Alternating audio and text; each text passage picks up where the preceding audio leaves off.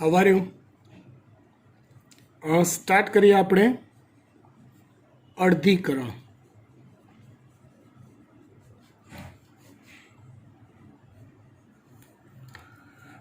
ચેપ્ટરની શરૂઆતમાં જ અર્ધીકરણ એટલે શું એ તમને મેં સમજાવ્યું હતું, જેને આપણે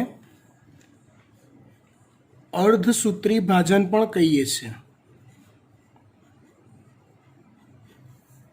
જેને આપણે અર્ધસૂત્રી ભાજન પણ કહીએ છીએ.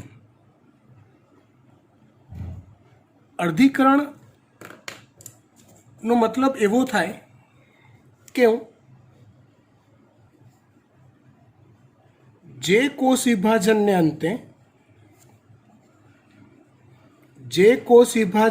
અંતે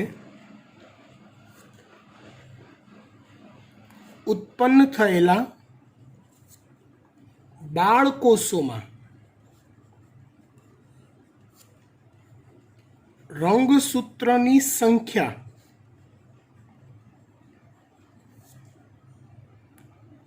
પિતૃકોષ અથવા માતૃકોષ, મૂળ કોષ જેને કહેવાય, કરતાં અડધી હોય તો એ કોષ વિભાજનને અર્ધીકરણ કહેવાય છે. જેમાં ધારો કે આ એક 2n કોષ છે. 2n એટલે દ્વિકીય કોષ થાય. આનો અર્થ તમને સમજાયેલો છે કે જેમાં રંગસૂત્રો જોડીમાં ગોઠવાયેલા હોય, આવી પેરમાં, એ 2n કોષ કહેવાય અથવા દ્વિકીય કોષ કહેવાય. એ 2n કોષમાંથી અર્ધીકરણ થઈ n કોષો તૈયાર થાય. અર્ધીકરણ થઈ n પ્રકારના કોષો તૈયાર થાય, એટલે કે એકકીય કોષો તૈયાર થાય. તો આ ઘટનાને અર્ધીકરણ કહેવાય. મતલબ તૈયાર થયેલા દરેક કોષમાં રંગસૂત્રોની જોડ ના હોય, સિંગલ રંગસૂત્ર હોય. મતલબ કે આ કોષમાં ધારો કે 46 રંગસૂત્ર છે, તો આ કોષોમાં 23 રંગસૂત્રો હોય, બંનેમાં 23. સમસૂત્રી ભાજનમાં શું થતું હતું? આપણે સમભાજન લઈએ અને આ અર્ધીકરણ લઈએ, સરખામણી કરીએ તો સમભાજનમાં કેવું થતું હતું? 2n કોષ હોય તો કોષ વિભાજનને અંતે રચાતા કોષો 2n જ હોય. અર્ધીકરણમાં 2n કોષ હોય તો વિભાજનને અંતે રચાતા કોષો n જ હોય. રંગસૂત્રોની સંખ્યા અડધી થઈ જાય એને અર્ધીકરણ કહેવાય.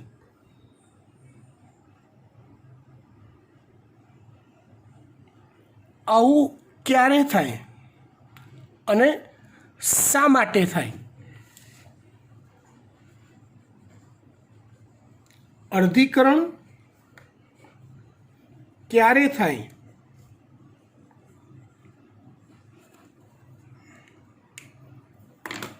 એક જ મિનિટ, પેન બદલી લઉં.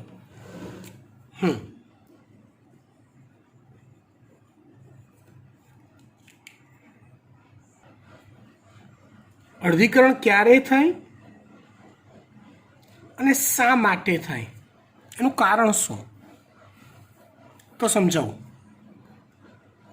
તમને પ્રજનનનો એક પ્રકાર ખબર હોય જેને લિંગી પ્રજનન કહેવાય. લિંગી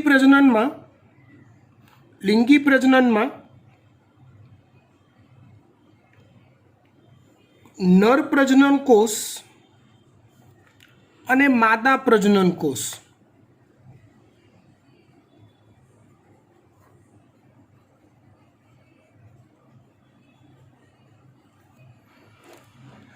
આવા બંને પ્રજનન કોષો ભેગા મળીને ફલિતાંડ બને છે.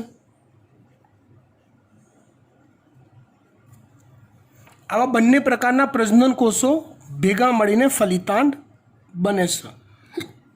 નર પ્રજનન કોષને નરજન્યુ પણ કહેવાય, માદા પ્રજનન કોષને માદાજન્યુ પણ કહેવાય. જન્યુ એટલે પ્રજનન કોષ, જન્યુ એટલે પ્રજનન કોષ. નર પ્રજનન કોષને નરજન્યુ અને માદા પ્રજનન કોષને માદાજન્યુ કહેવાય છે. એ બંને ભેગા તેને ફલિતાંડ બને. આ ફલિતાંડ એ નવી સંતતિનો, ના શરીરનો પ્રથમ કોષ હોય છે. એટલે આમાંથી આખી નવી સંતતિ ડેવલપ થાય છે. ચલો, સંતતિ કોના જેવી હોય? તો એના પિતૃ જેવી હોય, માતા પિતા જેવી હોય? હા કે ના? જવાબ આપો. સંતતિ કોના જેવી હોય? તો કે એના પિતૃ જેવી અથવા એના માતા પિતા જેવી હોય. હે ને? મનુષ્યનું બાળક હોય તો મનુષ્ય જેવું જ હોય, ગાયનું બાળક હોય તો ગાય જેવું જ હોય, કૂતરાનું બાળક કૂતરા જેવું જ હોય. બરાબર? આંબાનો ગોટલો વાવો તો એમાંથી આંબો જ ઉગે, પીપળો ના ઉગે, કંઈક નવી આઈટમ ના ઉગે. આ વાત દરેક સજીવને લાગુ પડે છે. મચ્છરનું બ્રીડિંગ થાય તેમાંથી નવી સંતતિ પેદા થાય, મચ્છર જ હોય. બરાબર? એમાંથી સાપ બને નહીં. આનો અર્થ એવો, જો દરેક લક્ષણ હોય ને શરીરના, A to Z, દરેકે દરેક લક્ષણ એ અલ્ટિમેટલી જનીનને આભારી હોય છે. હું મારા માતા પિતા જેવો છું, મારા માતા પિતા મનુષ્ય હતા, હું મનુષ્ય છું. ઘણે ખરે અંશે મારો દેખાવ, મારો સ્વભાવ મારા માતા પિતાને મળતો આવે છે, બિકોઝ મારા માતા અને પિતાના આવા પ્રજનન કોષો ભેગા મળીને મારા શરીરનો પહેલો કોષ બન્યો. એટલે મારા શરીરના પહેલા કોષમાં મારા પિતાનો શુક્રકોષ, માતાનો અંડકોષ, એ બંનેમાંથી જનીનો અથવા રંગસૂત્રો મારી અંદર આવેલા છે. એટલે માટે મારું સ્ટ્રક્ચર મારા માતા પિતા જેવું છે. આટલી વાત ખબર પડી? ઓકે, સેજ આગળ જઈએ આપણે.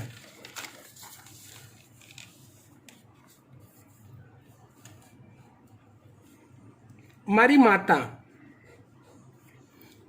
એના જે દૈહિક કોષ છે એમાં રંગસૂત્રો 2N હોય છે. મારા પિતા, એમના દૈહિક કોષમાં રંગસૂત્રો 2N હોય છે. ધારો કે એ માતામાંથી બનતો અંડકોષ, માતામાંથી બનતો અંડકોષ અને પિતા દ્વારા રચાતા શુક્રકોષ, જે બંનેના નિર્માણ સમયે ધારો કે આપણે ધારીએ છીએ, ધારો કે સમસૂત્રી ભાજન થતું હોત, તો જો સમસૂત્રી ભાજન થતું હોત તો જે અંડકોષ બનતને એ બધા 2N પ્રકારનું રંગસૂત્રીય બંધારણ ધરાવતા હોત, અને જે શુક્રકોષ બને ને એ પણ 2N પ્રકારનું રંગસૂત્રીય બંધારણ ધરાવતા હોત.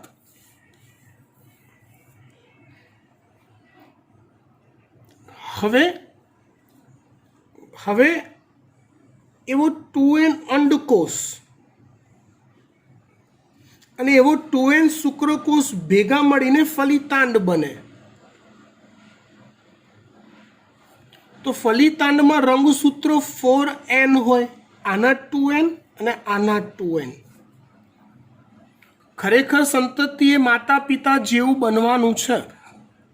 એટલે માતા પિતામાં જેટલી સંખ્યામાં જેટલા પ્રકારના જનીનો હોય એટલી સંખ્યામાં એટલા જ પ્રકારના જનીનો સંતતિમાં હોવા જોઈએ. માતા પિતામાં 2N રંગસૂત્રો છે તો સંતતિ પણ 2n રંગસૂત્રો ધરાવતી જ હોવી જોઈએ. આ તો 4n સંતતિ બનશે.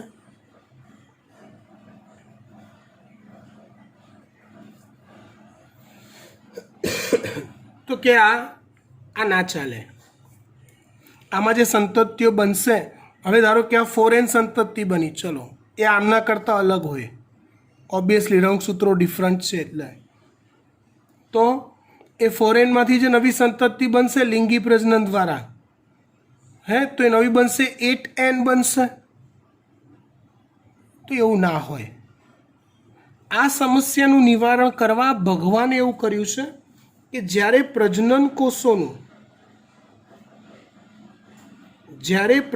કોષોનું નિર્માણ થાય છે, જ્યારે પ્રજનન કોષોનું નિર્માણ થાય છે ત્યારે અર્ધીકરણ થાય છે. મતલબ પ્રજનન કોષો જ્યારે બને, માતાના શરીરમાં રહેલા દૈહિક કોષમાંથી અંડકોષ બને, ત્યારે 2n માંથી nn કોષો બને છે અંડકોષમાં. એવી રીતે પિતામાં જ્યારે શુક્રકોષ બને તો એ પણ અર્ધીકરણ થઈને બને છે, 2n માંથી nn બને છે. અને તો આવા n અંડકોષ અને n શુક્રકોષ ભેગા મળીને 2n પ્રકારનું ફલિતાંડ બને છે, જેમાં રંગસૂત્રો માતા અને પિતા જેટલી સંખ્યામાં જ જળવાઈ રહે છે. માટે અર્ધીકરણ થવું જરૂરી છે. શેમાં થવું જરૂરી છે? લિંગી પ્રજનન સમયે પ્રજનન કોષોનું નિર્માણ થતી વખતે અર્ધીકરણ થવું જરૂરી છે. સમજી ગયા વાત? ડન. હવે સમજો 2n છે તમારું બંધારણ, તો તમારી પાસે આવી રંગસૂત્રોની જોડીઓ હશે, એવું થાય અર્થ, હે ને? તો આવી દરેક જોડ હશે ને રંગસૂત્રોની, એ જોડ પૈકીનું એક રંગસૂત્ર તમને માતાએ આપ્યું હશે અને બીજું રંગસૂત્ર તમને પિતાએ આપ્યું હશે. દરેક જોડમાં એવું હોય, કેમ કે માતા પિતાએ પોતાના શરીરમાંથી nn પ્રકારના કોષો સર્જ્યા છે, સિંગલ રંગસૂત્ર ધરાવતા, અને એવા બે ભેગા થઈને તમારું સર્જન થયું.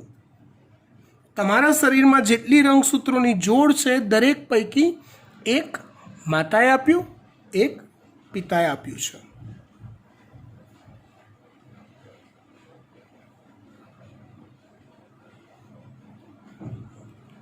ખબર પડી વાત? ડન. ઇન શોર્ટ, પ્રજનન કોષોનું નિર્માણ, લિંગી પ્રજનનમાં પ્રજનન કોષોનું નિર્માણ કરવું અનિવાર્ય છે, અને એ ભેગા થઈને લિંગી પ્રજનન થાય. અને પ્રજનન કોષોના નિર્માણ સમયે અર્ધીકરણ થવું એટલું જ જરૂરી છે. એટલે શરીરના કોઈ પણ કોષ હોય, કોઈ પણ કોષ, એમાં થતું વિભાજન હોય એ સમસૂત્રી વિભાજન હોય. 2n માંથી 2n પ્રકારના કોષો બને એવું હોય. ફક્ત અને ફક્ત પ્રજનન કોષોનું જ્યારે નિર્માણ થતું હોય ત્યારે અર્ધીકરણ પ્રકારનું વિભાજન થાય છે. હવે આ જે અર્ધીકરણ વિભાજન છે ને, એ એકચ્યુઅલી 2 તબક્કામાં થાય છે. સમજો, એક 2n કોષ હોય તો એમાંથી પહેલી વાર વિભાજન થયું, nn કોષ બન્યા, અને બીજી વાર વિભાજન થયું અને પાછા nn કોષ બન્યા. ઇન શોર્ટ, એક દૈહિક કોષમાંથી અર્ધીકરણ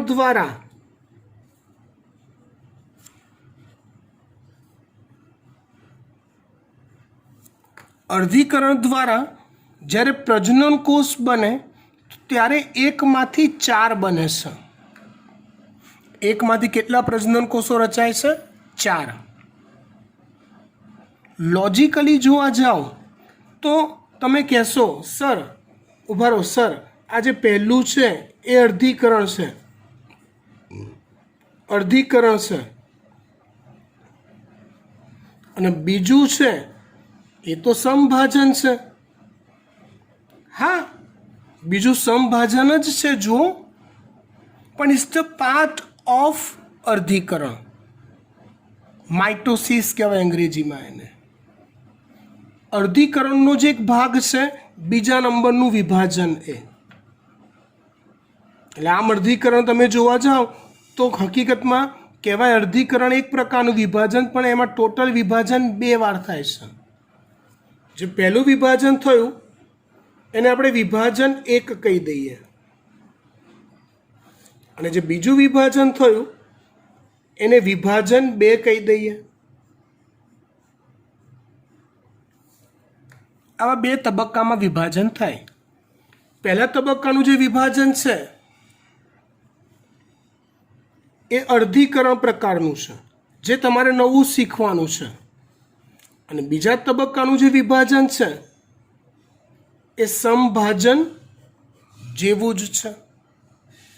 કોના જેવું છે? સમભાજન એટલે કે સમસૂત્રી ભાજન જેવું જ છે. કહેવાય આખું કોમન અર્ધીકરણ એક જ અર્ધીકરણ પ્રક્રિયા કહેવાય. એટલે આપણે અહીંયા વિભાજન 1 બી શીખવાનું છે ને વિભાજન 2 બી શીખવાનું છે. એટલે આમ જોવા જઈએ તો વિભાજન 2માં કંઈ શીખવાનું નહીં હોય. કેમ નહીં હોય? કેમ કે સમસૂત્રી ભાજન જે ગયા લેક્ચરમાં આપણે જોઈ ગયા એનું એ જ રિપીટેશન અહીંયા થતું હશે. હે ને? ડન. હવે વાત કરીએ આપણે વિભાજન 1ની.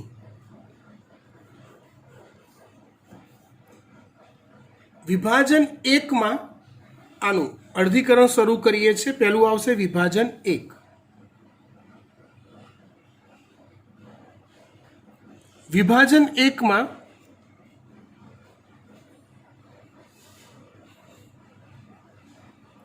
પૂર્વાવસ્થા 1, ભાજનાવસ્થા 1,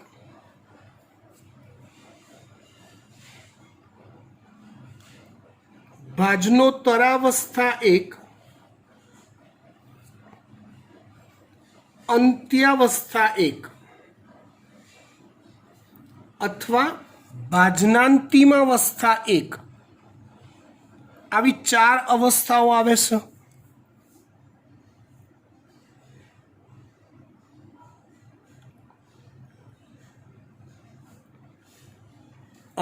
થોડુંક સુધારીને સરસ લખું, ખબર પડે એટલે. વિભાજન 1 એમાં તમારે શીખવાનું આવશે પૂર્વાવસ્થા 1,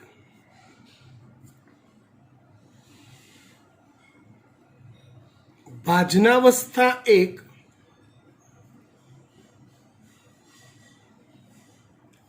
ભાજનોત્તરાવસ્થા 1, અંત્યાવસ્થા 1. જો કોઈ શબ્દ ખાલી પૂર્વાવસ્થા વપરાતો હોય, 1, 2 એવું ના વપરાય, ખાલી પૂર્વાવસ્થા વપરાતો હોય તો એનો અર્થ આપણે સમસૂત્રી ભાજનનું સમજવાનું. પૂર્વાવસ્થા 1 પૂછે છે તો અર્ધસૂત્રી ભાજનના પહેલા વિભાજનની અવસ્થા આવશે. એવી રીતે વિભાજન 2 લઈએ, 2 સ્ટેપમાં થશે ને, જેના અંતે 4 કોષો બનશે. વિભાજન 2માં પૂર્વાવસ્થા 2, ભાજનાવસ્થા 2,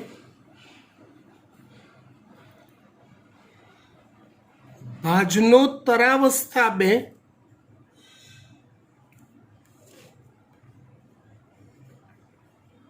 અંત્યાવસ્થા 2.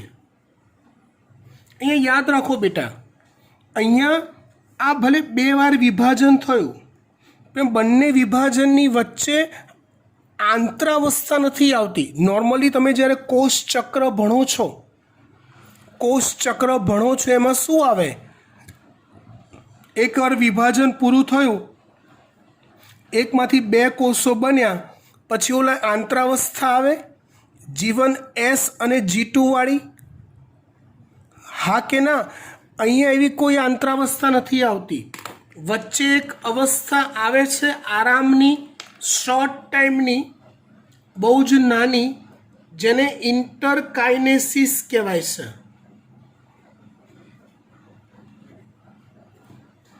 એવી એક નાનકડી અવસ્થા આવે છે જેને ઇન્ટરકાઇનેસિસ કહેવાય છે. શું કહેવાય છે એને? ઇન્ટરકાઇનેસિસ.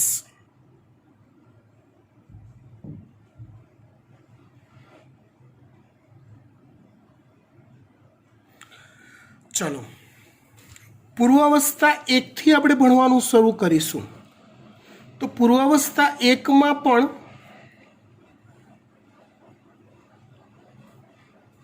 અલગ અલગ તબક્કાઓ છે, નાના નાના. એક છે લેપ્ટોટીન, બીજું છે ઝાયગોટીન, ત્રીજું છે પેકિટીન.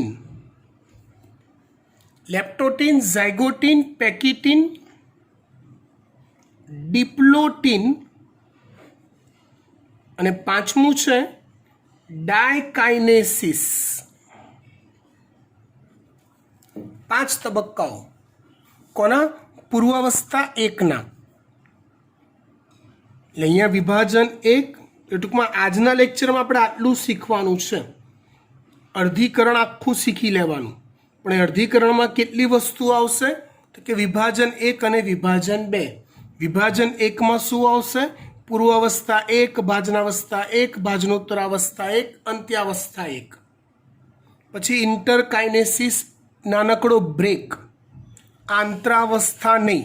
પછી વિભાજન 2, જેમાં પૂર્વાવસ્થા 2, ભાજનાવસ્થા 2, ભાજનોત્તરાવસ્થા 2, અંત્યાવસ્થા 2.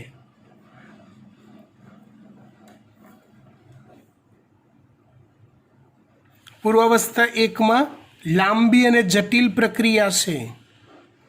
પૂર્વાવસ્થા 1 એ લાંબી અને જટિલ પ્રક્રિયા છે, જેને 5 ઉપતબક્કાઓમાં વહેંચી દેવામાં આવી છે. કયા 5 ઉપતબક્કાઓ? લેપ્ટોટીન, ઝાયગોટીન, પેકિટીન, ડિપ્લોટીન અને ડાયકાઇનેસિસ. કયા 5 ઉપતબક્કાઓ? લેપ્ટોટીન, ઝાયગોટીન, પેકિટીન, ડિપ્લોટીન અને ડાયકાઇનેસિસ.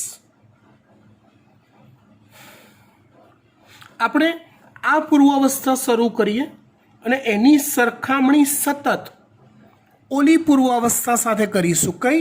સમસૂત્રી ભાજન સાથે. જો આમ તમે જોવા જશો ને તો ચેપ્ટરમાં કે સાલું આટલી બધી અવસ્થાઓ યાદ રાખવાની, પણ સાવ ઇઝી છે. તમને કમ્પેરિઝન ટોન યાદ રહેવો જોઈએ. સમસૂત્રી ભાજનની પૂર્વાવસ્થામાં શું થતું હતું? અર્ધીકરણની પૂર્વાવસ્થા 1માં શું થાય? અર્ધીકરણની પૂર્વાવસ્થા 2માં શું થાય? એ ત્રણેયની સરખામણી યાદ રહેવી જોઈએ, તો ફટફટ ચેપ્ટર આવડી જાય. એટલે આ ચાલુ કરતા પહેલા આપણે સમસૂત્રી ભાજનની પૂર્વાવસ્થા એકવાર યાદ કરી લઈએ. આ રહી સમસૂત્રી ભાજનની પૂર્વાવસ્થામાં આપણે એવું શીખ્યા હતા કે રંગસૂત્ર દ્રવ્ય, ઓલો લોટ હતો ને, એનું ઘનીકરણ થાય છે. કે જે પથરાયેલું હતું ને ધીમે ધીમે સ્પષ્ટ થતું જાય છે. કોષ કેન્દ્રિકા ધીમે ધીમે અદૃશ્ય થાય છે, કોષ કેન્દ્ર પટલ અદૃશ્ય થાય છે. અવસ્થા પૂરી થતાં થતાં રંગસૂત્ર દ્રવ્ય ઘનીકરણ પામી સ્પષ્ટ રંગસૂત્રોમાં ફેરવાય છે. એ દરેક રંગસૂત્ર બે સૂત્રિકાઓ અને તેને જોડીને આવેલા સેન્ટ્રોમિયરનું બનેલું હોય એવું જોઈ શકાય છે. અહીંયા આવા જ ફેરફારો થશે પણ થોડાક ડિફરન્ટ ટાઈપથી થશે. 5 ઉપતબક્કાઓમાં એ ફેરફારોને વહેંચી દીધા છે. કેટલા ઉપતબક્કાઓમાં વહેંચી દીધા છે? 5. આ જ ફેરફારોને ઓકે જોઈએ.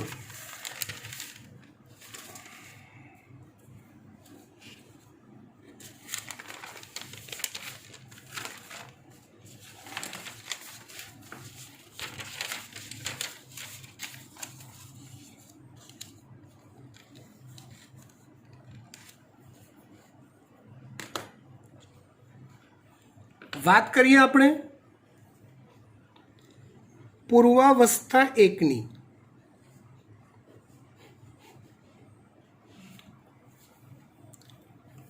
અર્ધીકરણ જ્યારે થતું હોય, જો એક વસ્તુ સમજી લો, યાદ કરો G0 તબક્કો, G0 વિરામ અવસ્થા.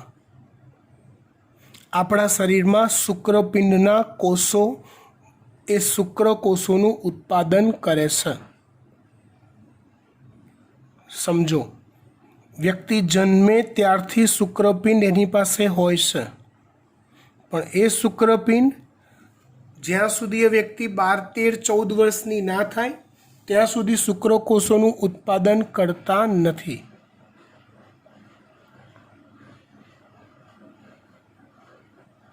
મતલબ શુક્રપિંડના કોષોએ વિભાજન અટકાવી દીધું છે, વિરામ અવસ્થામાં આવી ગયા છે, જેને G0 કહેવાય.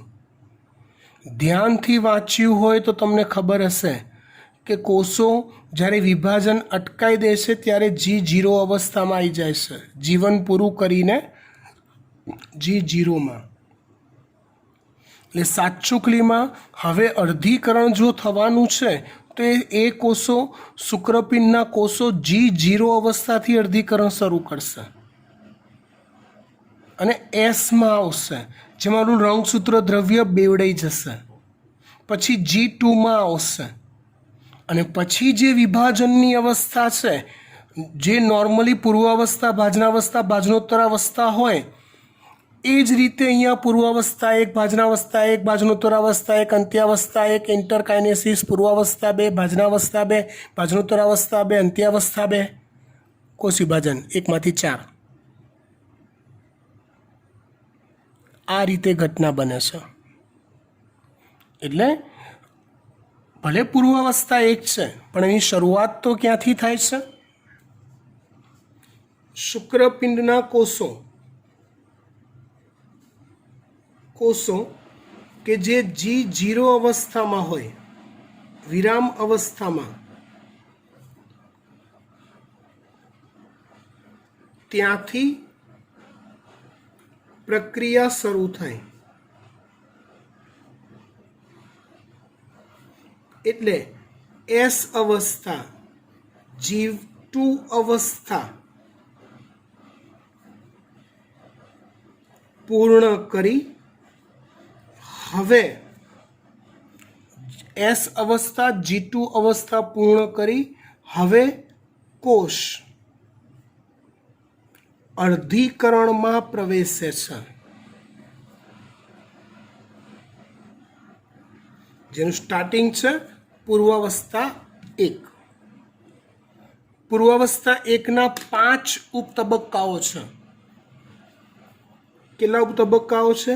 5. એક છે લેપ્ટોટીન,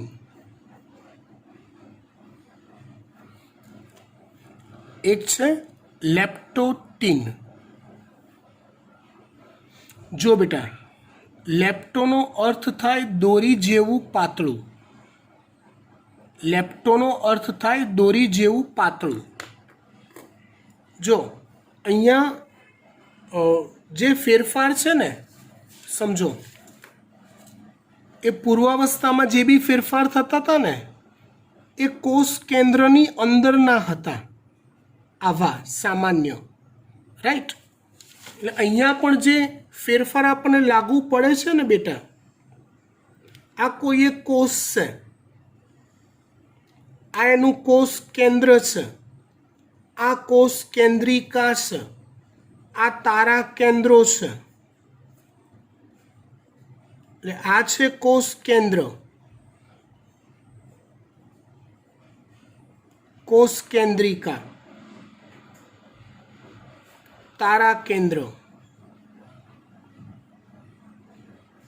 એટલે પૂર્વાવસ્થા એકના જે 5 તબક્કાઓ જે છે એ ફેરફાર બધા કોષ કેન્દ્રની અંદરના જ છે. એટલે હવે હું આકૃતિ જે દોરીશ ને બધી, એમાં હું કોષ કેન્દ્ર જ દોરીશ. એટલે આ મેં દોર્યું એ શું દોર્યું છે? કોષ કેન્દ્ર પટલ. એટલે આને ઝૂમ કરીને બતાવ્યું છે, બાકીનું બહારનું એ રહેવા દીધું છે. તો નેચરલી આ પૂર્વાવસ્થામાં શું થતું હતું તો કે રંગસૂત્ર દ્રવ્ય જે પથરાયેલું હતું એ ધીમે ધીમે ઘનીકરણ પામતું હતું. તો અહીંયા બી રંગસૂત્ર દ્રવ્ય એ ધીમે ધીમે ઘનીકરણ પામે છે.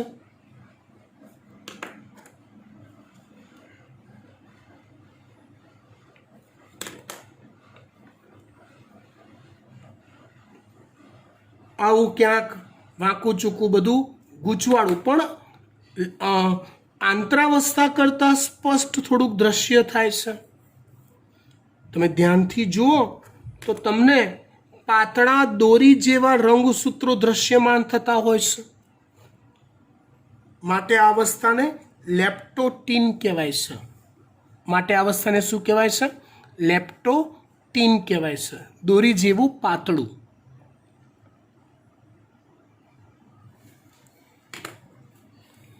ત્યાર પછી બીજી અવસ્થા ઝાયગોટીન. એટલે હવે હું ફરી એકવાર કહી દઉં, હું દોરું છું ખાલી શું? કોષ કેન્દ્ર જ. અરે કોષ કેન્દ્રિકા. ઝાયગોટીનમાં શું થાય છે તો કે રંગસૂત્ર દ્રવ્ય હજી સ્પષ્ટ થાય છે, એટલે કે ઘનીકરણ પામે છે. પણ અહીંયા એક ફેરફાર થાય છે કે જે સમસૂત્રી ભાજનમાં નહોતો થતો. સમસૂત્રી ભાજનમાં એ ઘટના નથી બનતી એની પૂર્વાવસ્થામાં, જે ફક્ત અર્ધીકરણની પૂર્વાવસ્થા એકમાં જ થાય છે. શું તો કે જે રંગસૂત્રો હોય ને પાતળા દોરી જેવા, એ પૈકી સમાન લંબાઈ અને સમાન જનીનો ધરાવતા રંગસૂત્રો, સમાન લંબાઈ અને સમાન જનીનો ધરાવતા રંગસૂત્રો એકબીજાની પાસે ગોઠવાય છે, જે સમસૂત્રી ભાજનની પૂર્વાવસ્થામાં નહોતું બનતું. અહીંયા એવું જ થયું. સમાન લંબાઈ, સમાન જનીનો ધરાવતા રંગસૂત્રો જે હજી દોરી જેવા પાતળા છે પણ એકબીજાની પાસે પેર બનાવી લેશે. આવી પેર બને ને એટલે માઇક્રોસ્કોપમાં તમે જુઓ તો આ અવસ્થા દ્વિસૂત્રી લાગે છે.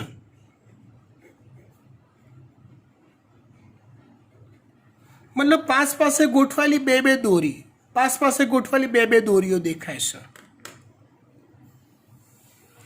આ બે દોરી જે બની ને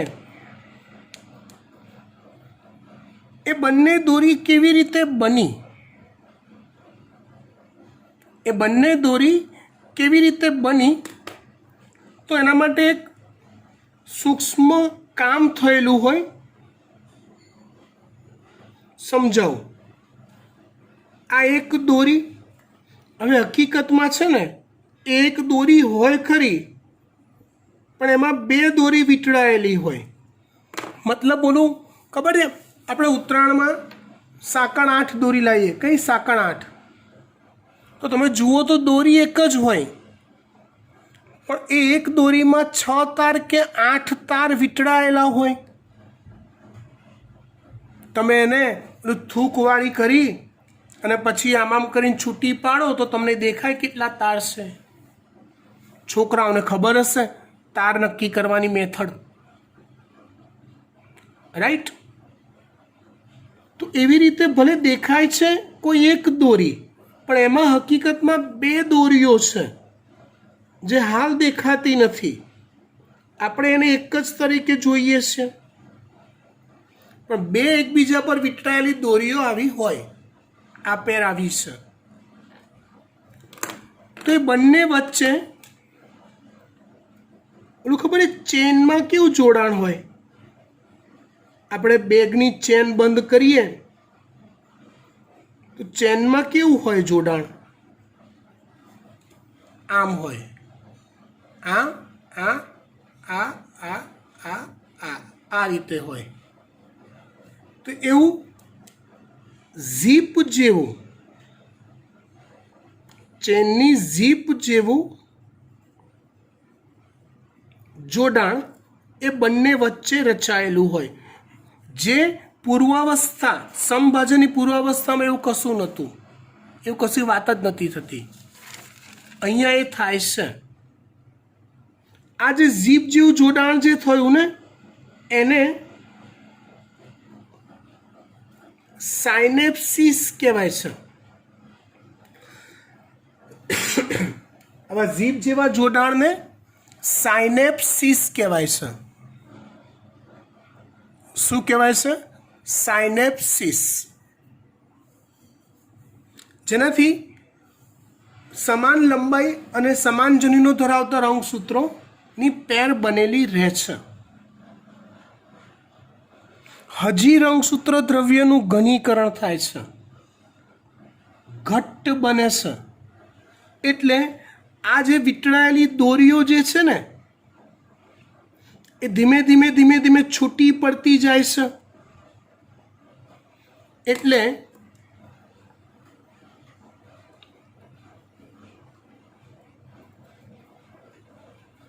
કંઈક આવું થાય છે.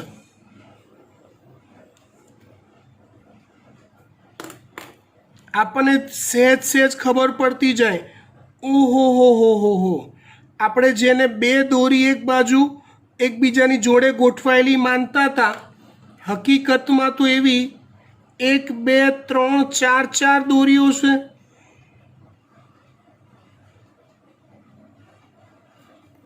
થાય ને દરેકમાં બે બે હોય ને છૂટી પડતી જાય. તો આ બે જ દેખાતી હતી. હવે માઇક્રોસ્કોપમાં જુઓ તો એક સાથે ગોઠવાયેલી કેટલી દેખાય? તો કે 4 દેખાય. આવી જે અવસ્થા ઝાયગોટીનમાં રચાય, છેલ્લે રચાય હો, જેને ચતુસૂત્રીય અવસ્થા કહેવાય છે. જેને કઈ અવસ્થા કહેવાય છે? ચતુઃસૂત્રી અવસ્થા કહેવાય છે. પણ સાચુકલીની ચતુઃસૂત્રીય અવસ્થા તો ઝાયગોટીન પછી રચાય છે, પેકિટીનમાં. ફરી એકવાર આપણે શું ભણી રહ્યા છીએ? તો આપણે અર્ધીકરણ ભણી રહ્યા છીએ. અર્ધીકરણમાં બે વિભાજન હોય, વિભાજન 1 અને વિભાજન 2. આવા બે સ્ટેપમાં એકમાંથી એક 2n કોષમાંથી 4 nn કોષો બને. વિભાજન 1માં પૂર્વાવસ્થા 1 આવે, 1 ભાજનાવસ્થા 1 એ બધું આવે છે. એ પૂર્વાવસ્થા 1 ભણી રહ્યા છીએ. એમાં લેપ્ટોટીન અને ઝાયગોટીન ભણી ગયા. હવે શું આવશે? પેકિટીન અને ડિપ્લોટીન. જોઈએ.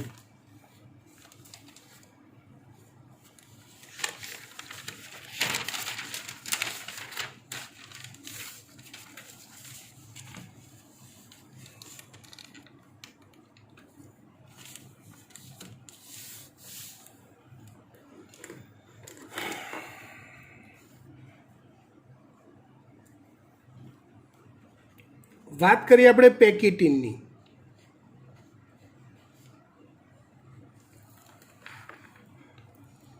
વાત કરીએ છીએ આપણે કોની? પેકિટીનની.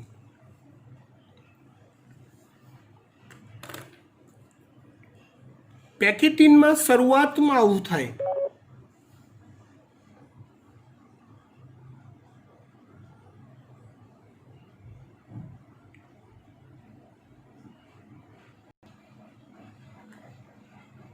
પેકેટિનની શરૂઆતમાં કંઈક આવું થાય છે. આ કોષ કેન્દ્ર પટલ છે, હો, ભૂલાય નહીં. હા, આખો કોષ નથી. શરૂઆતમાં કંઈક આવું થાય છે. રંગસૂત્રો એ પૂરેપૂરા ઘટ્ટ થઈ જાય એટલે એવું સ્પષ્ટ જોઈ શકાય છે કે પ્રત્યેક રંગસૂત્રો 2 સૂત્રિકાઓ અને તેમને જોડતા સેન્ટ્રોમિયરના બનેલા હોય છે. એવું સ્પષ્ટ જોઈ શકાય છે.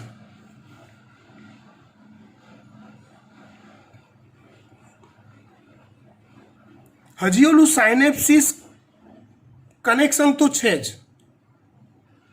એટલે માટે એક સાથે ગોઠવાયેલી 4 દોરીઓ દેખાય સ્પષ્ટ, જે ઝાયગોટીનમાં એટલી બધી સ્પષ્ટ નથી દેખાતી, એમાં દ્વિસૂત્રી દેખાતી હતી. અહીંયા અવસ્થા સ્પષ્ટ થઈ ગઈ, જેને ચતુસૂત્રી અવસ્થા કહેવાય.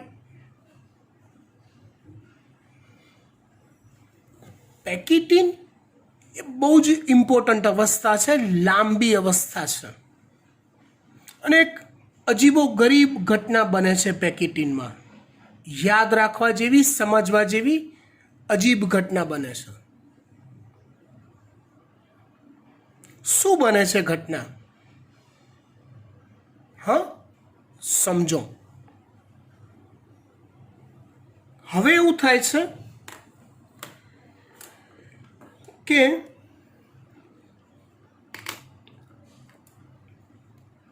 આ જે સમજાત રંગસૂત્રો પાસે જે ગોઠવાયેલા છે, સમાન ઊંચાઈ, લંબાઈ, કદ અને સમાન જનીન ધરાવતા રંગસૂત્રોની પેર ગોઠવાયેલી છે, જેને સમજાત રંગસૂત્રો કહેવાય. તો એ જે સમજાત રંગસૂત્રો ખરા ને, આવા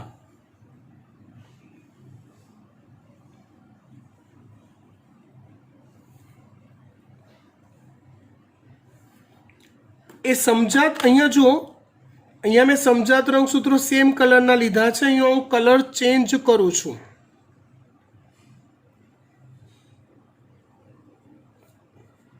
આ સમજાત રંગસૂત્રો જ છે ભાઈ.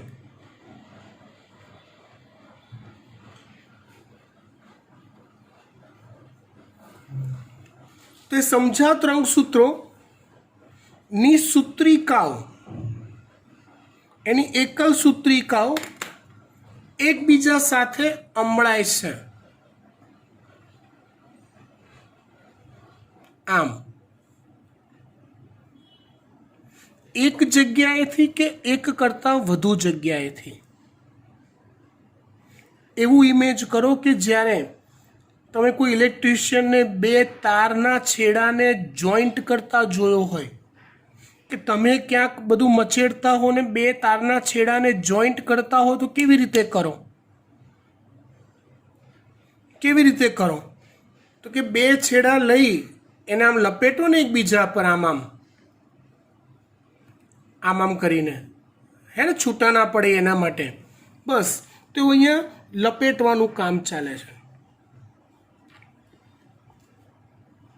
આ જે રચના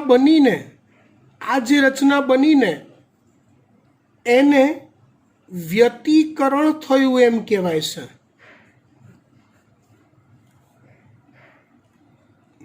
શું કહેવાય છે? વ્યતિકરણ. અને આ જે સમજાત રંગસૂત્રોની સૂત્રિકાઓ એકબીજા સાથે જોડાઈને એ રચનાને પુનઃસંયોજન ગંઠિકા કહેવાય છે. શું કહેવાય છે? પુનઃસંયોજન ગંઠિકા. ફરીવાર શું કહેવાય છે? પુનઃસંયોજન ગંઠિકા કહેવાય છે.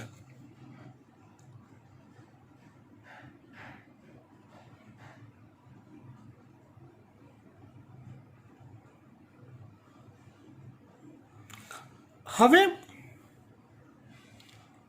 આટલું થયા પછી ઓલું સાયનેપ્સિસ જોડાણ છૂટું પડે. સમજો અહીંયા આવી અદલાબદલી થઈ ગઈ. આ જે ઘટના બની એને આપણે પેકિટીન અવસ્થા કહી દઈએ. શું કહી દઈએ? પેકિટીન અવસ્થા. એટલે હું પેકિટીન અવસ્થાની ફાઇનલ આકૃતિ દોરું. એના અંતની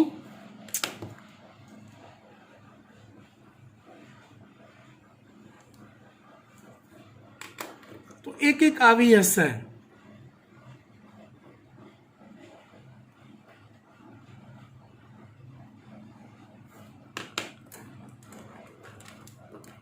તમે સમજી શકો છો હું શું દોરી રહ્યો છું. સૂત્રિકાઓ એકબીજા પર વીંટળાઈ ગઈ છે.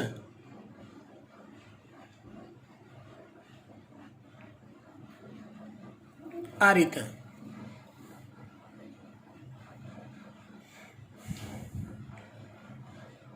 આ વાત થઈ પેકિટીનની, રાઈટ. પછી વાત આવે છે ડિપ્લોટીનની.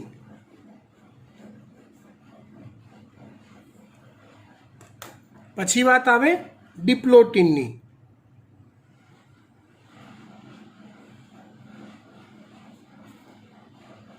ડિપ્લોટીનમાં કેવા ફેરફાર થાય?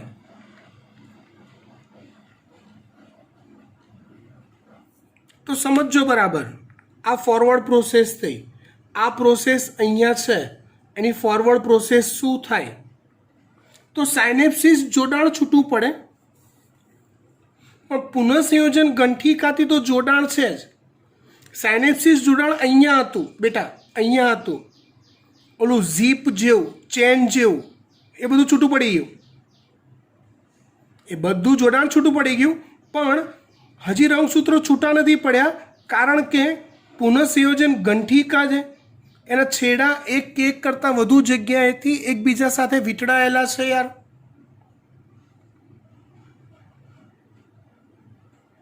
હવે શું થાય છે? તો હવે એ રંગસૂત્રો સેન્ટ્રોમિયર સ્થાનેથી એકબીજાથી દૂર ખસે છે. આમ આમ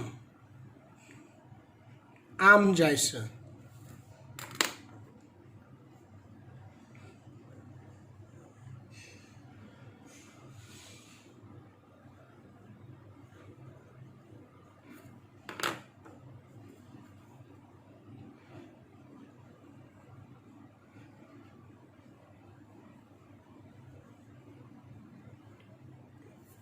મતલબ કેવું ખબર છે? ઓલું તૂટવાનું હોય, કોઈ વસ્તુ તૂટવાની હોય ને એના માટે કેવું આમ તાણ તાણ સર્જાય, એવું ખેંચાયેલી અવસ્થા ઊભી થઈ જાય છે. રંગસૂત્ર એ સેન્ટ્રોમિયર સ્થાનેથી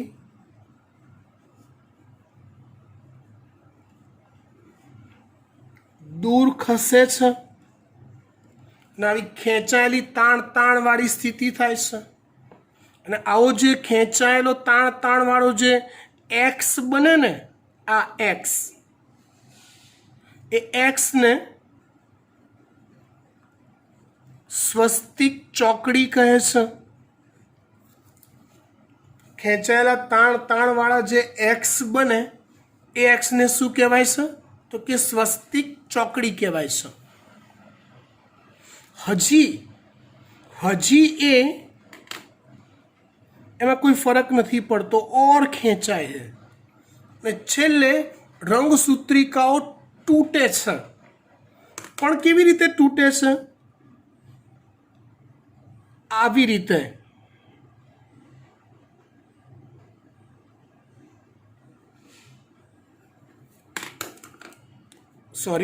આવી રીતે તૂટે છે.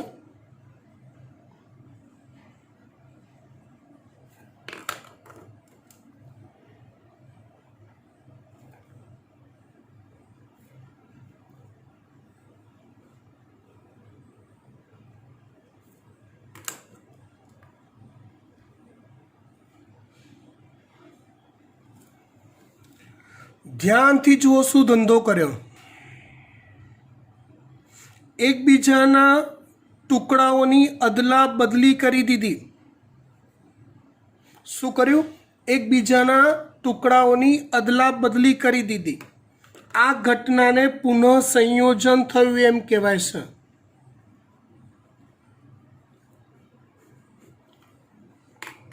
એટલે ડિપ્લોટીનમાં એ વસ્તુ થશે.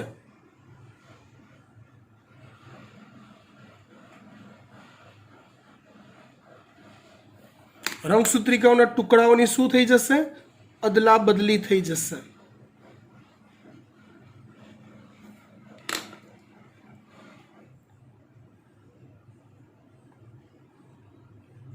આ રીતે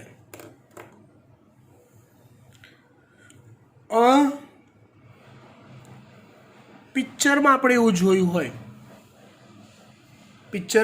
જોયું હોય કે બચ્ચન તો બચ્ચનનો છોકરો હોય એ પણ બચ્ચન જ હોય. અનિલ કપૂર તેનો છોકરો પણ અનિલ કપૂર જ હોય. વાસ્તવિકતામાં મારો છોકરો મારા જેવો હશે પણ મારી એક્ઝેક્ટ ઝેરોક્સ કોપી હશે? Not possible ever. કેમ નહીં? તો સમજો દોસ્તો, સમજો, બુદ્ધિ વાપરો. મારી પાસે જે રંગસૂત્રીય બંધારણ છે ને, મારા શરીરમાં, ચલો મારી સંતતિનું નિર્માણ થયું તે મારા શુક્રકોષની મદદથી થયું, મારી પત્નીના અંડકોષની મદદથી થયું મારી સંતતિનું નિર્માણ.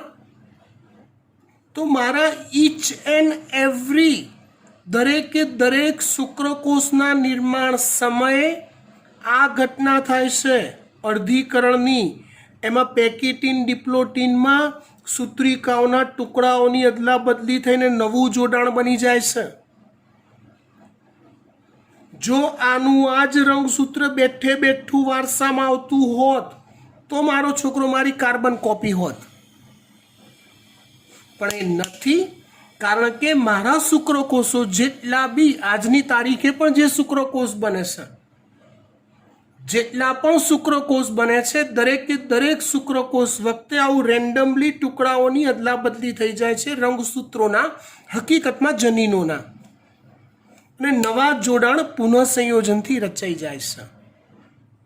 એટલે મારા શુક્રકોષોમાં જે રંગસૂત્રો છે એ મારી પાસે જે છે ને એક્ઝેક્ટ એવા તો નથી જ, એમાં નવા જોડાણ અદલા બદલી થઈને બની ગયેલા છે. અને આવું નવું જોડાણ જ ને શુક્રકોષોમાં જશે. એટલે મારો છોકરો મારી કાર્બન કોપી, ઝેરોક્સ કોપી ક્યારેય નહીં હોય, ચેન્જ હશે જ. સમજી ગયા? જો અત્યાર સુધી જે સમજાવ્યું દીકરા એ જ અઘરું છે, નવું છે. બાકી બધું તમે જે શીખી ગયેલા છો એ જ આવશે. હું થોડુંક રિપીટ કરીશ ને થોડુંક નવું શીખવાડીશ, ઇઝીલી ફટફટ પતી જશે.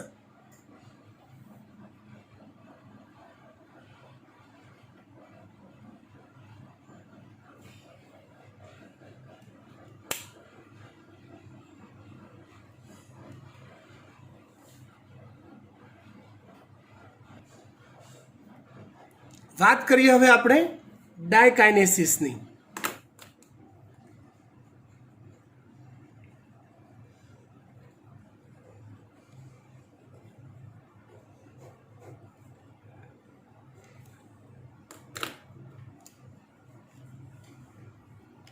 ડાયકાઇનેસિસમાં જો પૂર્વાવસ્થાનો અંત છે સમસૂત્રી ભાજનમાં, એમ ડાયકાઇનેસિસ એ પૂર્વાવસ્થા એકનો અંત છે.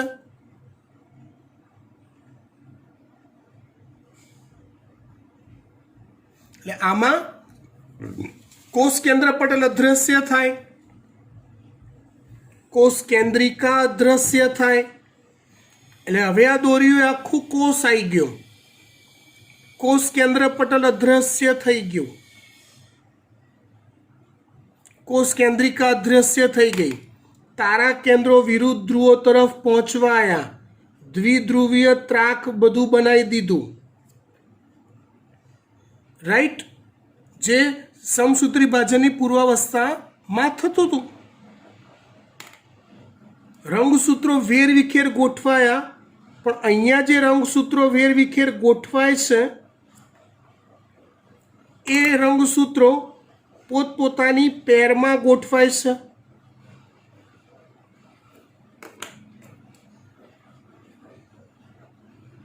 સમસૂત્રી ભાજનમાં એવું નહોતું, બધા મન ફાવે ત્યાં ગોઠવાતા હતા. અહીંયા બી એવું જ, પણ પોતપોતાના કપલમાં મન ફાવે ત્યાં ગોઠવાય. સમજાત રંગસૂત્રોની જોડ મન ફાવે ત્યાં ગોઠવાય. ડાયકાઇનેસિસ. કઈ અવસ્થા પૂરી કરી આપણે? આ પૂર્વાવસ્થા 1 આ પૂરું કર્યું.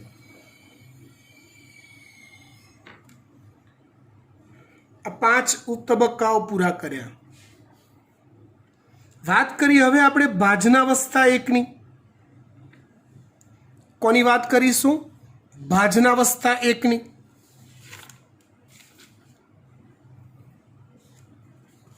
જો લેક્ચર લાંબો થશે, પણ આ સળંગ ટોપિક છે એટલે એક સાથે જ ભણાવવો પડે, બરાબર? એટલે આટલું પતાવીને બ્રેક લેવો હોય, પાણી બાણી પીવો તો પી આવો, વિડીયો પોઝ કરીને, અને પછી પાણી બાણી પી ફ્રેશ થઈ પછી ફરી પાછા વિડીયો જોવા બેસી જાઓ. ઓકે, ચાલો વાત કરીએ ભાજનાવસ્થા 1ની. હવે ફટફટ પતી જશે. મારે ખાલી તમને ચલો સમસૂત્રી ભાજનની ભાજનાવસ્થા યાદ કરો. શું થતું હતું? દ્વિધ્રુવીય ત્રાક રચાતા હતા. રંગસૂત્રોના સેન્ટ્રોમિયરના કાઇનેટોકોર સાથે જોડાતા હતા. એ જોડાઈને વેરવિખેર ગમે ત્યાં રખડતા રંગસૂત્રોને વિષુવવૃત્તીય રેખા પર કે ભાજન તલ પર ગોઠવતા હતા. અહીંયા એક રંગસૂત્ર સાથે એના સેન્ટ્રોમિયરના સાથે બે વિરુદ્ધ ધ્રુવો પાસેના ત્રાકતંતુ જોડાતા હતા કાઇનેટોકોર સાથે, હે ને? ટૂંકમાં એક રંગસૂત્રનું કનેક્શન બંને વિરુદ્ધ ધ્રુવીય ત્રાક સાથે હતું. અહીંયા ભાજનાવસ્થા 1માં એટલે રંગસૂત્રોની પેર તો એવી ને એવી જ છે. તારા કેન્દ્રો વિરુદ્ધ ધ્રુવો તરફ પહોંચી ગયા. વિષુવવૃત્તીય રેખા પર હવે રંગસૂત્રોની હરોળ ગોઠવાય છે. પેરમાં ગોઠવાય છે.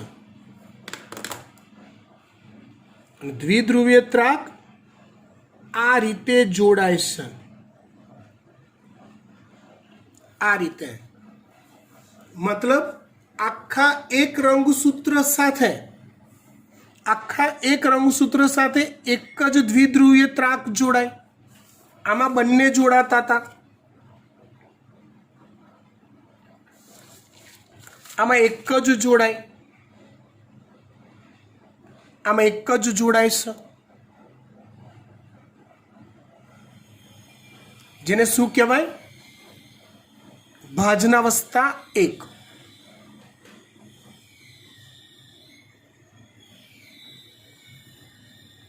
ભાજનોત્તરાવસ્થા 1.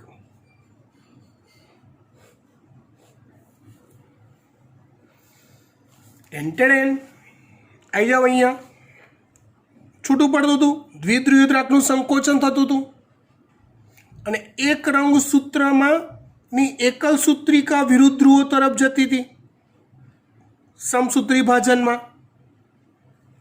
અહીંયા આખા રંગસૂત્રો જાય છે વિરુદ્ધ ધ્રુવો તરફ.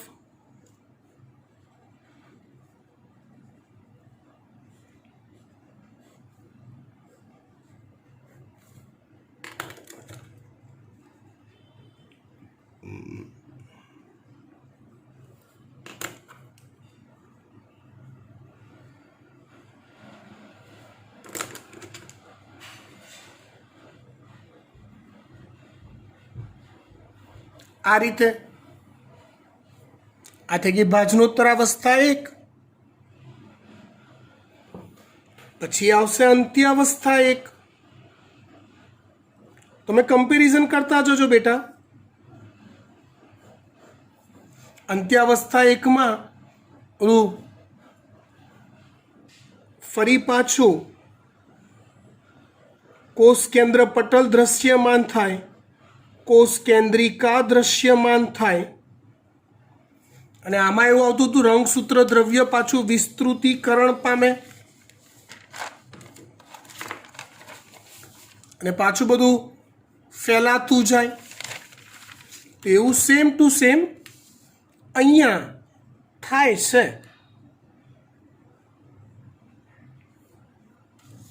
પણ ઘણીવાર એવું થાય કે રંગસૂત્ર દ્રવ્યનું પૂરેપૂરું વિસ્તૃતીકરણ ન થઈ શકે. રંગસૂત્ર દ્રવ્યનું પૂરેપૂરું વિસ્તૃતીકરણ ન થઈ શકે એટલે અડધું પડધું એવું ને એવું જ હોય. અંત્યાવસ્થા 1 પછી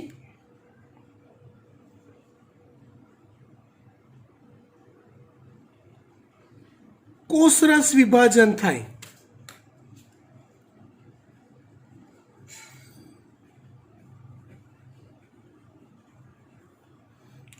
એકમાંથી 2 કોષો તો ઓલરેડી બની જ જાય છે. સમજ્યા કે ના સમજ્યા? બની ગયા. પણ હવે આંતરાવસ્થા થવાની જગ્યાએ ઇન્ટરકાઇનેસિસ નામનો એક નાનકડો બ્રેક લેવાય છે એના પછીના વિભાજન માટે. કેમ આને ઇન્ટરકાઇનેસિસ કીધું? કારણ કે અહીંયા એસ ઉપતબક્કો નથી થતો, રંગસૂત્ર દ્રવ્ય બેવડાતું નથી. સમજો બરાબર? એ નથી બેવડાતું રંગસૂત્ર દ્રવ્ય. એ બેવડાતું હોત તો આને આંતરાવસ્થા જ કહેતા. પણ ઇન્ટરકાઇનેસિસ છે, એક નાનકડો બ્રેક છે. પછી આવશે વિભાજન 2.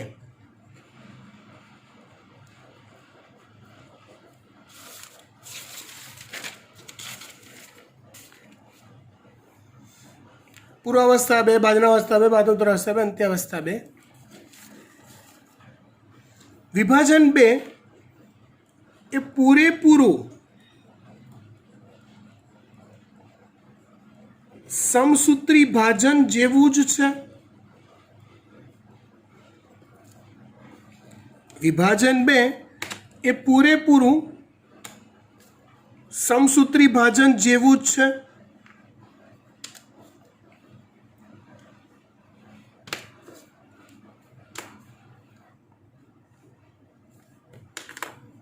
એની પૂર્વાવસ્થા 2 લઈએ, ભાજનાવસ્થા 2 લઈએ, ભાજનોત્તર અવસ્થા 2 લઈએ, અંત્યાવસ્થા 2 લઈએ. તો પહેલા પૂર્વાવસ્થા 2.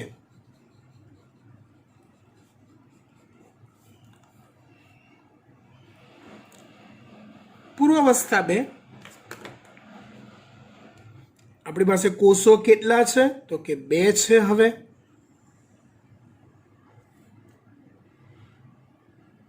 એ બંનેમાં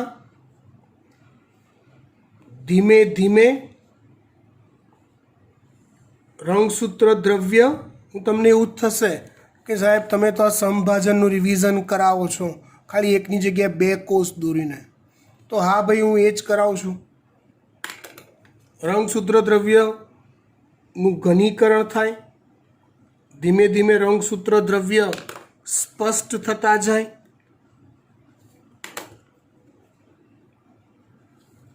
રંગસૂત્ર દ્રવ્યનું ઘનીકરણ થાય, ધીમે ધીમે સ્પષ્ટ થતા જાય. અવસ્થા જેમ જેમ આગળ વધે તેમ તેમ તારા કેન્દ્રો વિરુદ્ધ ધ્રુવો તરફ જવા ગતિમાન થતા જાય. એમાંથી ઓલા એસ્ટર્સ સર્જાતા જાય. ચલો, અવસ્થા જેમ જેમ આગળ વધે તેમ આગલા સ્ટેપ્સમાં એવું થાય કે કોષ કેન્દ્ર પટલ અદૃશ્ય થઈ જાય, કોષ કેન્દ્રિકા અદૃશ્ય થઈ જાય, રંગસૂત્રો એ કોષ રસમાં વેર વિખેર ગોઠવાયેલા હોય, રંગસૂત્રો પણ સ્પષ્ટ થઈ ગયા હોય, જે કોષ રસમાં વેર વિખેર ગોઠવાયેલા હોય.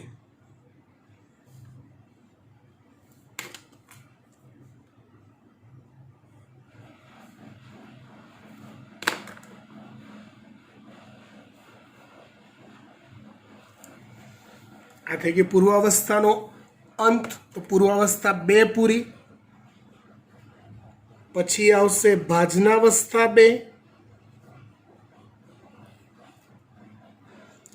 તો ભાજનાવસ્થા 2 ની અંદર ઓલા દ્વિધ્રુવીય ત્રાકનું સર્જન થાય.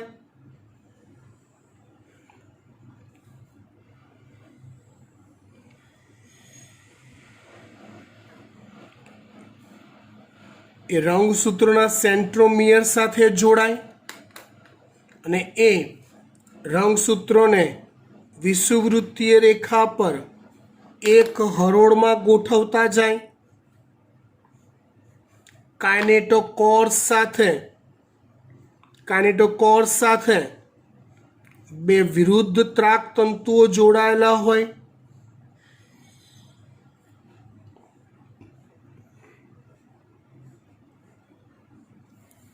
આથી ભાજનાવસ્થા 2. પછી આવે ભાજનોત્તરાવસ્થા 2. હા, બોલીને થાકી ગયો યાર. હવે હું નહીં બોલું, ખાલી દોરીશ, તમારે મનમાં બોલવાનું છે. હું થાકી ગયો છું.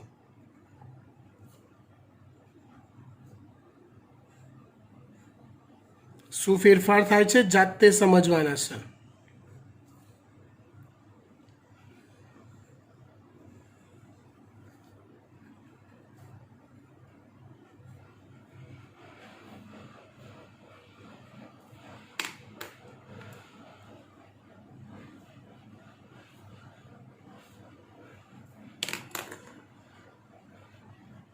સેન્ટ્રોમિયર સ્થાનેથી રંગસૂત્ર તૂટે અને એકલ સૂત્રિકાઓ એ વિરુદ્ધ ધ્રુવો તરફ જવા ગતિમાન થાય. દ્વિધ્રુવીય ત્રાકનું સંકોચન થવાના લીધે આવું થાય છે. પછી આવશે અંત્યાવસ્થા 2. ફરી પાછું એકડે એકથી કોષ કેન્દ્ર પટલ દૃશ્યમાન થાય, કોષ કેન્દ્રિકા દૃશ્યમાન થાય. લોચો મારી દીધો મેં દોરવામાં. અંત્યાવસ્થા 2. આ કેન્સલ ગણવાનું.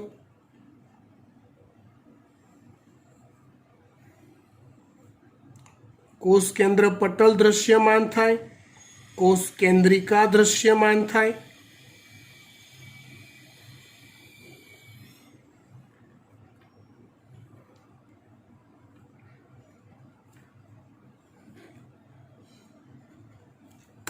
રંગસૂત્ર દ્રવ્ય ફરી પાછા વિસ્તૃતીકરણ પામતા જાય, એટલે કે અસ્પષ્ટ થતા જાય, ફેલાતા જાય.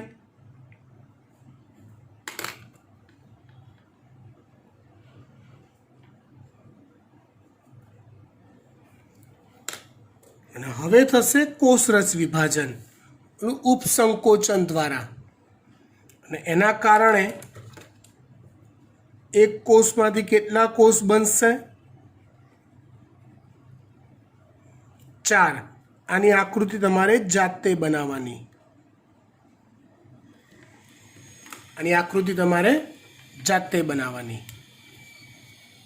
સમજી ગયા વાત? ડન. આ જે વાત થઈ એ મેં તમને આખી થિયરી ડીપમાં સમજાઈ.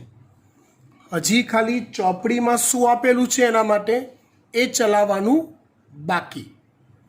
ખાલી ફટાફટ પતી જશે.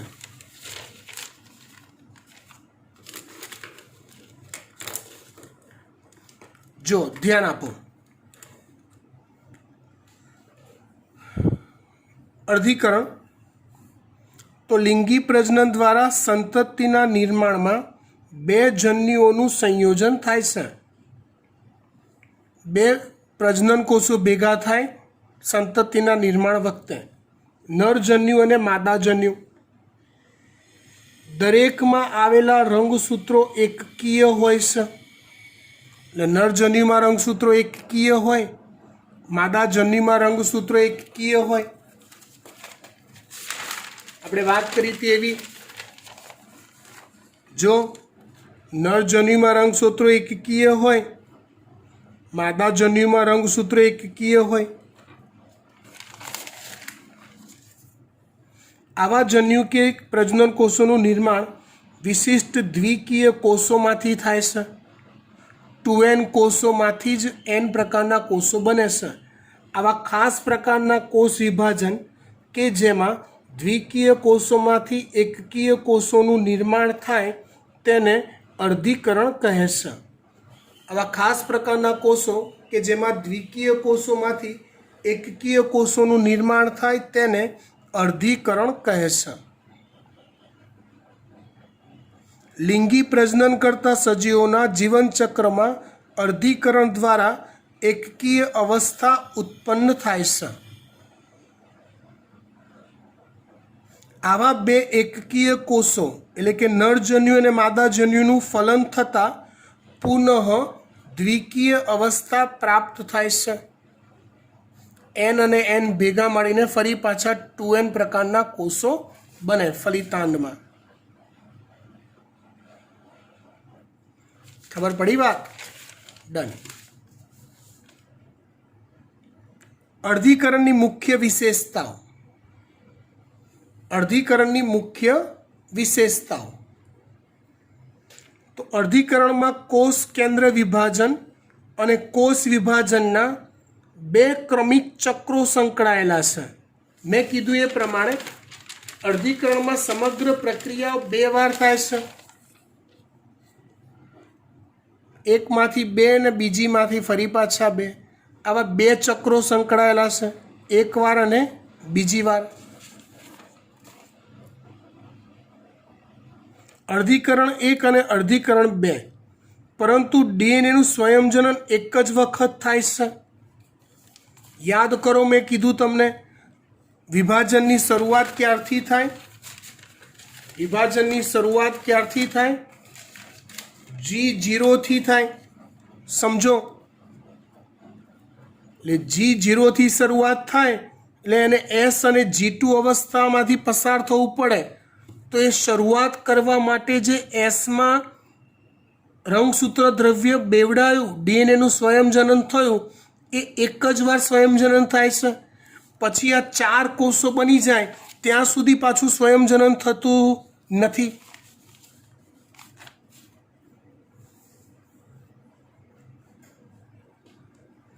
અર્ધીકરણ 1ની શરૂઆતના એસ તબક્કામાં માતૃ રંગસૂત્રોના સ્વયંજનનથી ઉદ્ભવતી બે સમરૂપ લાક્ષણિક રંગસૂત્રિકાઓના નિર્માણથી થાય છે.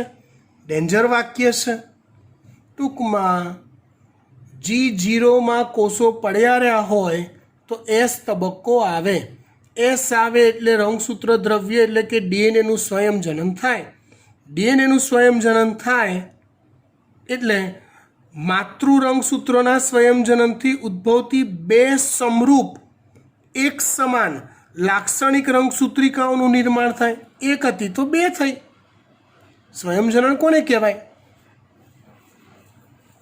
અર્ધીકરણ દરમિયાન સમજાત રંગસૂત્રોની જોડીઓ બને છે. જોડીઓ બને છે ને, આ રહી જોડી, પેર જોડી. અને સમજાત રંગસૂત્રોની અસમરૂપ રંગસૂત્રિકાઓ વચ્ચે પુનઃ સંયોજન થાય છે, અસમરૂપ રંગસૂત્રિકાઓ વચ્ચે પુનઃ સંયોજન થાય છે,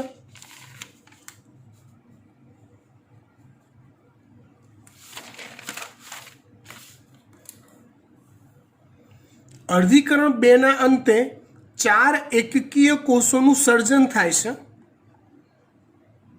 આની વિશેષતાઓ હતી. હવે અર્ધીકરણને નીચેની અવસ્થાઓમાં વર્ગીકૃત કરવામાં આવે છે. અર્ધીકરણ 1, જેમાં એક પૂર્વાવસ્થા 1 છે, ભાજનાવસ્થા 1 છે, ભાજનોત્તર અવસ્થા 1 છે, ભાજનાંતિમ અવસ્થા 1 છે.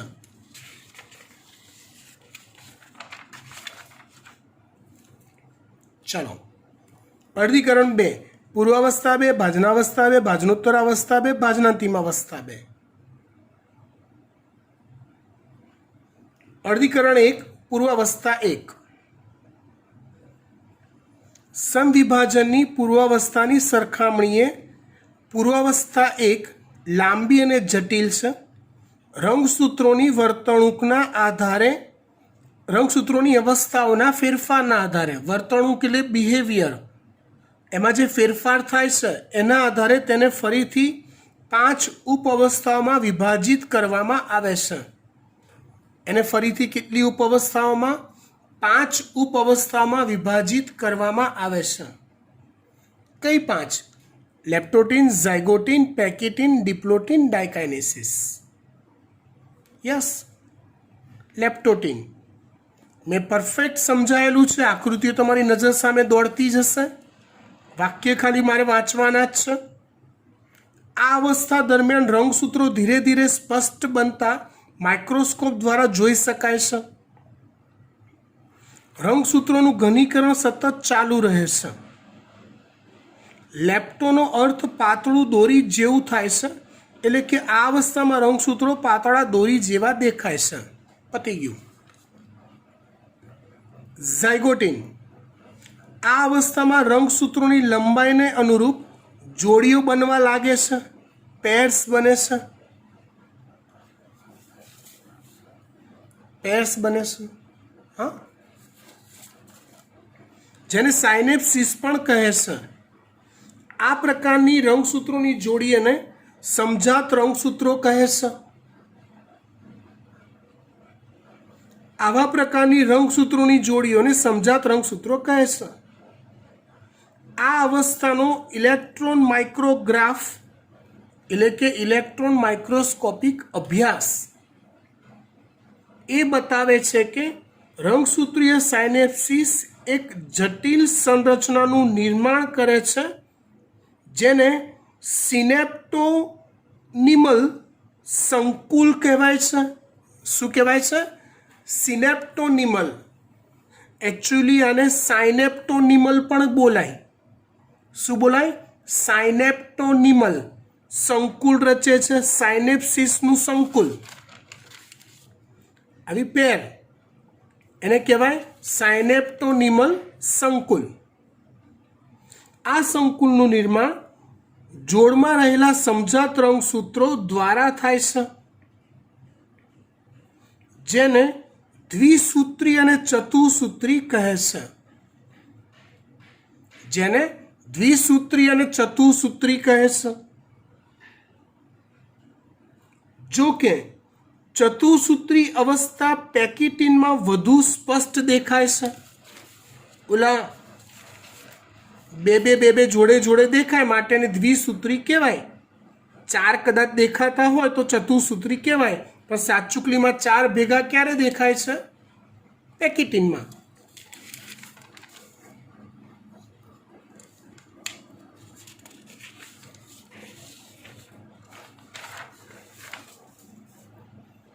પેકિટીન. આ અવસ્થા આગળની 2 અવસ્થાઓ કરતાં પ્રમાણમાં લાંબી ચાલે છે. લેપ્ટોટીન, ઝાયગોટીન કરતાં લાંબી ચાલે છે. આ અવસ્થા દરમિયાન રંગસૂત્રોની સૂત્રિકાઓ સ્પષ્ટ જુદી પડે છે, એકબીજાથી સ્પષ્ટ અલગ પડે છે અને ચતુસૂત્રી દેખાય છે. ઓલી જે આવી એકબીજા પર વીંટળાયેલી હતી ને બેટા, એ સરસ છૂટી પડી જાય. એટલે દરેક રંગસૂત્રમાં 2 સૂત્રિકાઓ, એટલે આવી ટોટલ 4 સૂત્રિકાઓ દેખાય છે.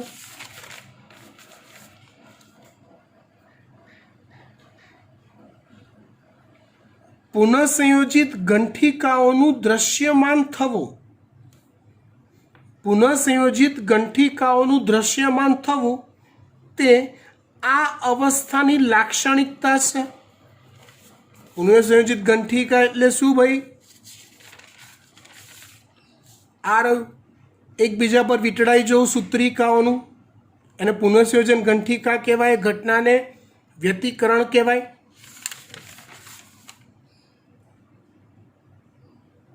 સમજાત રંગસૂત્રોના ભિન્ન 2 એકલ સૂત્રો વચ્ચે વ્યતિકરણ થાય છે. વ્યતિકરણ એટલે 2 સમજાત રંગસૂત્રો વચ્ચે જનીન દ્રવ્યની અદલા બદલી, છૂટા પડવાની ક્રિયા. વ્યતિકરણ ઉત્સેચક દ્વારા નિયંત્રિત પ્રક્રિયા છે. એક ઉત્સેચક દ્વારા થાય. આ ઉત્સેચકને રીકોમ્બિનેઝ કહેવાય છે. આ ઉત્સેચકને શું કહેવાય? રીકોમ્બિનેઝ, કે જે વ્યતિકરણની ઘટનાને ઝડપી બનાવતો હોય. વ્યતિકરણ દ્વારા 2 રંગસૂત્રો પરના જનીનોનું પુનઃસંયોજન થાય છે. સમજાત રંગસૂત્રો વચ્ચેનું પુનઃસંયોજન પેકિટીન અવસ્થાના અંત સુધીમાં પૂર્ણ થઈ જાય છે, જેના ફળ સ્વરૂપે વ્યતિકરણના સ્થાને રંગસૂત્રો જોડાયેલા દેખાય છે.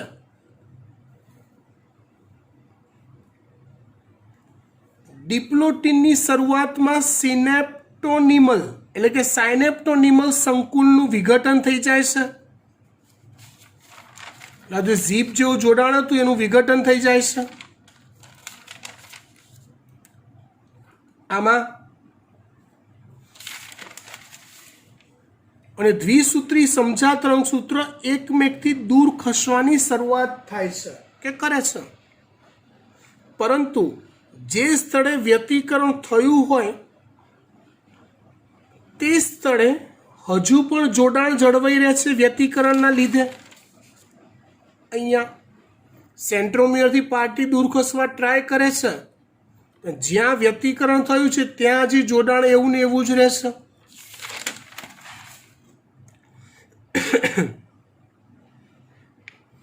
વ્યતિકરણ સ્થળે એક્સ આકારની રચનાને સ્વસ્તિક ચોકડી કહે છે. આવી રચનાને સ્વસ્તિક ચોકડી કહે છે. કે આ ખાલી નોલેજ માટે છે. કેટલાક પૃષ્ઠવંશી પ્રાણીઓના અંડકોમાં એટલે કે માદા પ્રજનન કોષોમાં આ અવસ્થા મહિના કે વર્ષો સુધી ચાલે છે. કઈ અવસ્થા? ડિપ્લોટિન.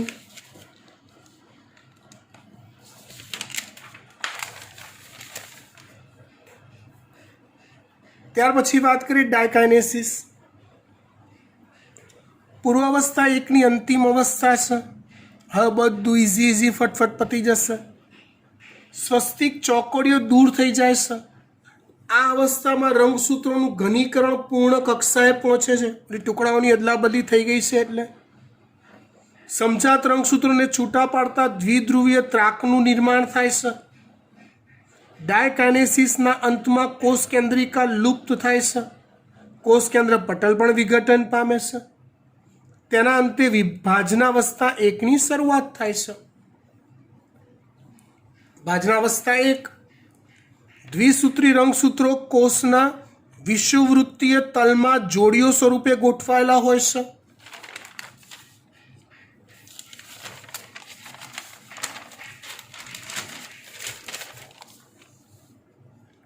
આવી રીતે જોડી સ્વરૂપે ગોઠવાયેલા હોય. વિરુદ્ધ ધ્રુવોના ત્રાકતંતુની સૂક્ષ્મ નલિકાઓ પ્રત્યેક સમજાત રંગસૂત્ર સાથે સ્વતંત્ર રીતે જોડાય છે. સમભાજનમાં એક રંગસૂત્ર સાથે 2 બાજુની નલિકાઓ જોડાવતી હતી. અહીંયા એક રંગસૂત્ર સાથે એક જ બાજુની નલિકા જોડાય છે.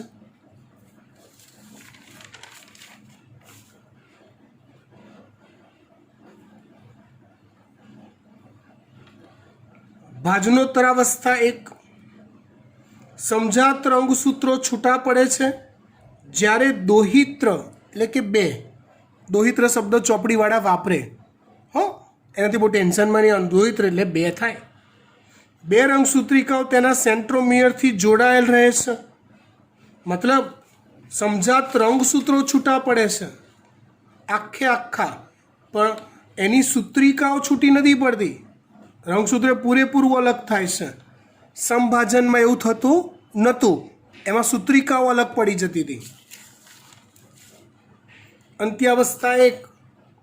આ અવસ્થામાં કોષ કેન્દ્ર પટલ અને કોષ કેન્દ્રિકા પુનઃ નિર્માણ પામે છે.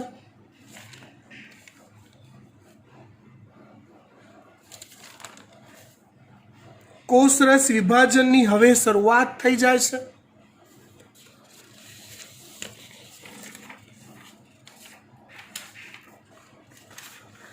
જો ત્યાર પછી હજી બીજા 1.5 પેજ છે, પણ એમાં કંઈ ખાસ નવું નથી.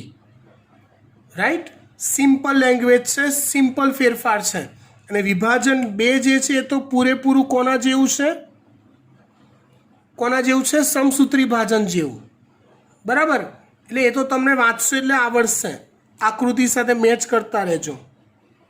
આટલે સુધી આપણે જોઈએ છીએ. બરાબર, અહીંયા ચેપ્ટર આપણે પૂરું કરીએ છીએ. 2 થિયરી તમારે જાતે કરવાની છે સ્વ અધ્યયનમાં. સમસૂત્રી ભાજનનું મહત્વ અને અર્ધસૂત્રી ભાજનનું મહત્વ, આ 2 મહત્વ જાતે કરવાના. ના ખબર પડે તો પૂછવાનું. બાય.